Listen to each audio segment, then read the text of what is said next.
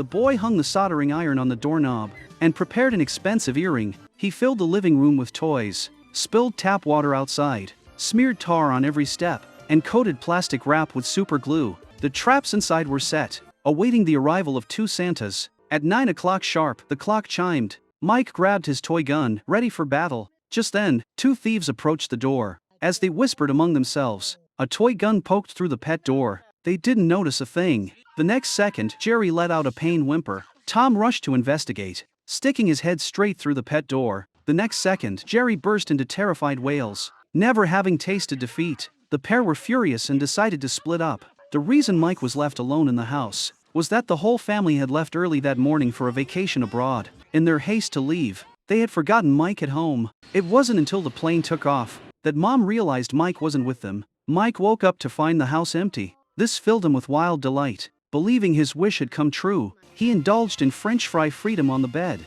practiced basketball shots in the kitchen, and binge-watched TV all night, while devouring a family-sized tub of chips. Suddenly, a shadow flashed outside the window, and he suspected a burglar had entered. Just as he was about to open the door, Mike abruptly switched on every light in the house. Tom and Jerry were scared out of their wits, thinking they'd alerted the adults, and turned to flee in panic. The next night, the pair of thieves returned as planned, only to discover in shock the villa was brightly lit, as if a dance party was in full swing. They couldn't believe it. They knew for certain the family had gone on a trip yesterday. It turned out Mike had set up a trap, making the mannequins move on their own. The pair fled once more, but instead of escaping far, they lurked nearby to spy. When Mike went out early to buy a Christmas tree, they spotted his trail and realized too late they'd fallen deep into Mike's trap. They crept silently toward the door, confirming only Mike was inside. They agreed to sneak in again that night. Meanwhile, Mike overheard their plan. After meticulous preparation,